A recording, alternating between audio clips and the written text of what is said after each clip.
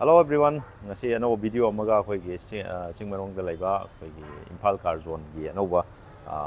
gari khara Anouba khara laeba ko. Ado hafet Yengminasi ni semna video ne ado karam sinawjing nauna thengna yawarna subscribe like and share tosan bio haidi matam gi haidi gari ga mari lena ba content por lak sabane aduga IMPHAL car zone gi chu update adum sidum myam adum update phangbi gani ko. Ado contact number so description na hapsar mage ade screen na hapsar mage ade sidum contact tawbiro adum gi apama gari yawaragadi tuna booking tawbiyo aduga tana biyo haidi gari se lakpaga nongni leraga video se kona thengnaraga nongni le lakpaga na ta hangdabsu yaw ko aduna pijariba contact number se call tosan biro aduga appointment lobiraga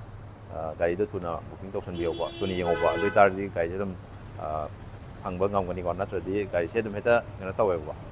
version mana hale ba tuna myam pena da bam su le ko adudi video se haujalasi ko okay ngasi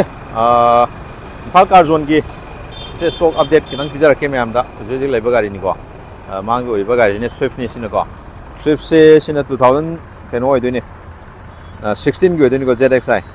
ado magi price na 370 smai lakh ni ko ado price te dum loimak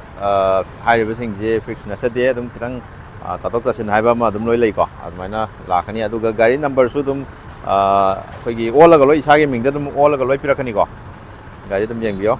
ai manung se petang yengan jarke ko request sensor yaure si manung interior just mainu ogani pura black out yam adum nan lairi maning gi su ape dum rak ko si mainu o pangani ko tayar ga su alloy ne tayar smile alloy mana lakani ko adu ga mathang damo mathang jina khoi gi off road tawba yaba gari car ade ni ko ado si 4x4 oi doi ne diesel ni ko ado ga magi price 10 lakh 45 mai lakh ni 2021 gi ni ko nauri gari si ko no khoi song gi oi doi ni khoi som mani phol oi doi ni ko gari se masu se yam phajai yam chanai ko yeng bada ti wangi ko ti ka ge ha di footstep yaw da di yaroi ko ai sine interior gi smaina o phangani gari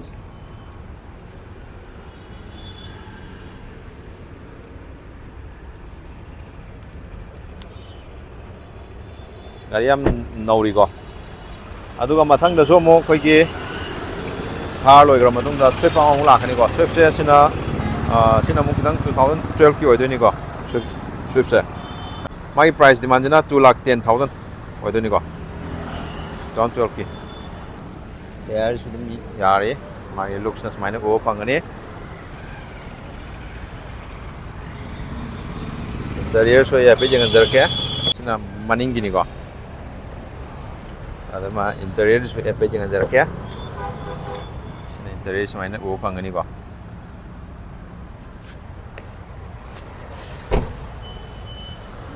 aduga mathang damu lakdo sina Grand i10 2014 gi ode ne aduga magi price na demand na 2,95,000 smaina lakhani ko request sensor yaure electrically foldable interior gi looks smaina laigani infotainment ga lo yaure ko 12 interior smaina o phangani ko ado sina maning gi ne Grand i10 news ado sina sports oi deni ko mai variant jina tayar gi condition su dum yeng biro loin ma yamna dum lei hai tare ado mathang jina aduga sesu amu akoi gi Grand i10 sport oi deni ko ado sesu akoi gi keno ne price se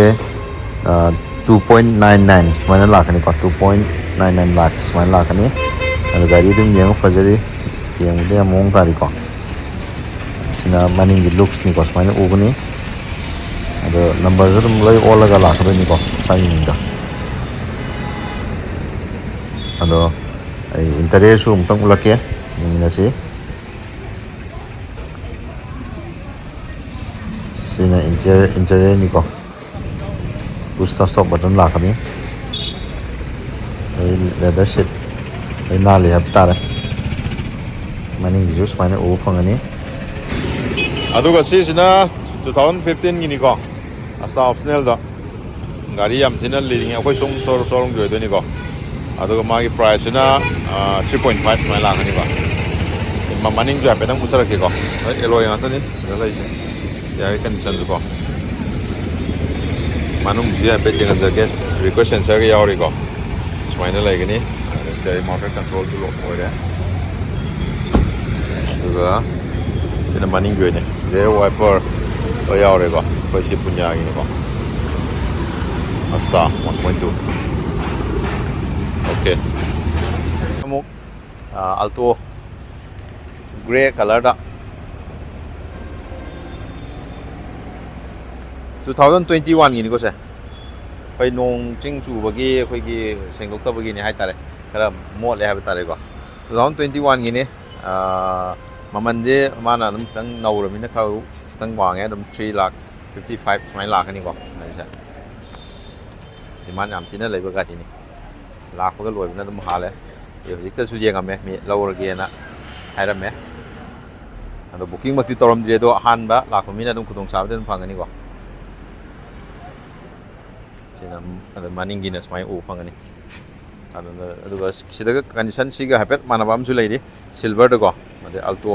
2019ꯒꯤꯗ ꯁꯨꯃꯥꯏꯅ ꯑꯃ ꯂꯩꯒꯅꯤ ꯑꯗꯣ ꯁꯤꯅ ꯑꯃꯨꯛ 3,20,000 ꯁꯨꯃꯥꯏꯅ ꯂꯥꯛꯀꯅꯤꯀꯣ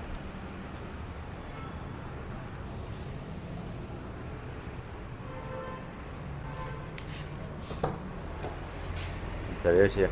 ꯅꯥꯜꯂꯦꯀꯣ ꯁꯤꯁꯨ ꯑꯗꯨꯒ ꯃꯥꯒꯤ ꯃꯅꯤꯡꯒꯤ ꯂꯨꯛꯁꯨ ꯑꯩ ꯍꯥꯏꯐꯦꯠ ꯌꯦꯡꯍꯟꯖꯔꯛꯀꯦ ꯁꯤꯅ ꯃꯅꯤꯡꯒꯤꯗꯨꯅꯤꯀꯣ ꯑꯣꯀꯦ ꯑꯗꯨꯒ ꯑꯃꯨꯛ ꯃꯊꯪꯗꯅ ꯑꯃꯨꯛ ꯂꯥꯛꯀꯗꯣꯏꯁꯤꯅ ꯑꯜꯇꯣ K10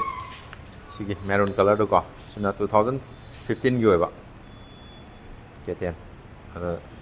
ꯁꯤꯅ ꯑꯃꯨꯛ ꯂꯥꯛꯀꯗꯣꯏ ꯄ꯭ꯔꯥꯏꯁꯁꯤꯅ 2,55,000 ꯁꯨꯃꯥꯏꯅ ꯂꯥꯛꯀꯅꯤꯀꯣ maroon ꯀꯂꯔꯗ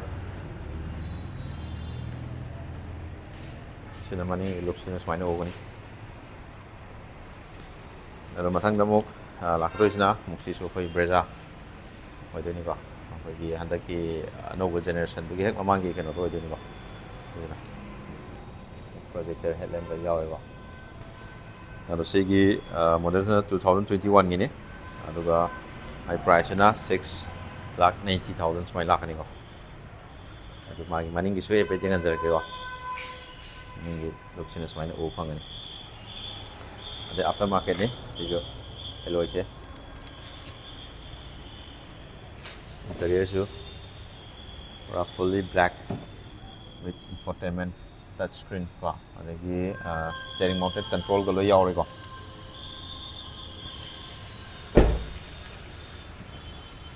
aduga mathang da mo lakadoi se khoi bolero V6 2021 gini ko sidum khara naure damna khoi anouba logo ga yawaga lakha khoi bolero anouba din ko adagi magi alloy gi design ga je yengbiro ana lakani gari se aduga magi price na 9,50,000 smai lakani ko ai khitang no tawre phun khitang thange ko okay aduga mathang lakadoi sina aduga sigi mathang laiba bolero jina akoi gi 2017 gini koi power plus oideni ko ado magi demand price hargadi masi 5.20 lakani ko adum slightly negotiate taw yabi khudong saba adum pigani hai tare gari yam nali gari yam phajari adi manungi interior ni sina aduga sina maningi looks ko ado smaina lei ko aduga moksi sina ion oideni ko ion je masi 2016 gi oideni aduga magi price demand jana only 1.75 lakh mai lakani ko sina manungi looks khoi ion sidi book tawbirame simdi ko buje si ion lakani ko sport ni ion je ado ma 2013 gini 2013 gini ado magi price e metagi 1,65,000 mai lakani ko 1,65,000 ado sina mamang maina go phangani ko okay ado ngasigi video sigi oina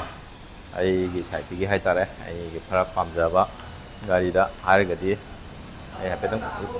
usage ko sigi breza ase ko ꯕ꯭ꯔꯦꯖꯥꯁꯤ ꯃꯌꯥꯏ ꯑꯩ ꯋꯥꯈꯜꯅꯤꯀꯣ ꯑꯗꯨꯒ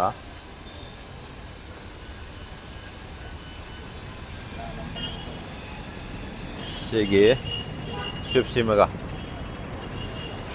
ꯑꯗꯨꯝ ꯃꯌꯥꯝꯒꯤ comment ꯑꯗꯨꯝ ꯍꯥꯏꯕꯤꯔꯛꯑꯣ ꯑꯗꯨꯝ ꯌꯦꯡꯕꯤꯕ ꯌꯥꯒꯅꯤ ꯊꯥꯔꯁꯤꯁꯨ ꯊꯥꯔ ꯂꯚꯔ ꯍꯥꯏꯇꯥꯔꯦ ꯊꯥꯔ ꯂꯚꯔ ꯑꯣꯐ ꯔꯣꯗ ꯂꯚꯔꯁꯤꯡꯒꯤꯗꯤ ꯁꯤꯁꯨ ꯑꯗꯨꯝ ꯌꯥꯔꯦꯀꯣ ꯃꯌꯥꯝ ꯄꯥꯏꯁꯟꯕꯤꯍꯧꯔꯣ ꯑꯣꯀꯦ ꯉꯁꯤꯒꯤꯗꯤ ꯑꯩꯈꯣꯏꯒꯤ ꯏꯝꯐꯥꯜ ꯀꯥꯔ ꯖꯣꯟꯒꯤ ꯁ꯭ꯇꯣꯛ ꯑꯞꯗꯦꯠ ꯇꯧꯕ ꯁ꯭ꯋꯥꯏꯗ ꯁꯨꯝ ꯂꯣꯏꯁꯤꯟꯖꯔꯒꯦ ꯃꯌꯥꯝ ꯃꯊꯪꯒꯤ ꯑꯞꯗꯦꯠ ꯑꯃꯨꯛ ꯉꯥꯏꯃꯤꯟꯅꯁꯤꯀꯣ